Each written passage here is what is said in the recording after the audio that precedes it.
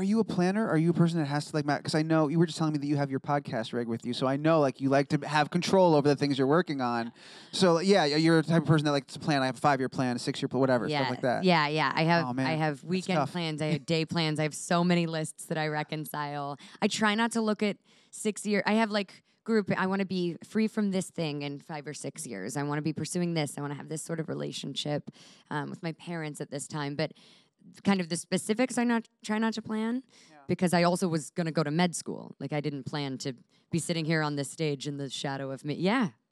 I was like in all of these accelerated classes and with an emphasis on like maths and sciences, and I was going to go to Baylor Medical, and ultimately I wanted to be a surgeon who worked in reconstructive surgery for people with medical diseases like any sort of muscle atrophy or things like that, and I am an actor.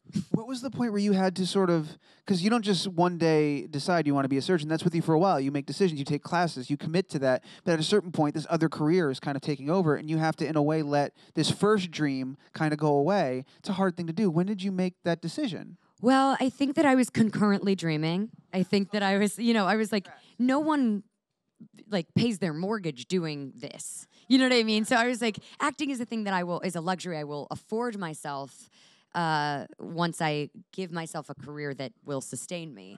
And never in my wildest dreams, I mean, there was so much hustle and there was so much like work, but I still never really kind of put both feet on it until I booked Sweet Life, my first TV show that moved me out when I was 14 to California and was working seriously. And I was still going through homeschool. I still had kind of a strong emphasis, and my parents were always like, if you ever don't like this or don't want to do this, we can move back to Texas. It's not a failure. Like, you did that thing, and that's awesome. And you can. And I think having that room and having that space was so incredible and encouraging. And I think there just became a point where, like, my friends started graduating college, where I was like, I don't think I'm gonna make it to school.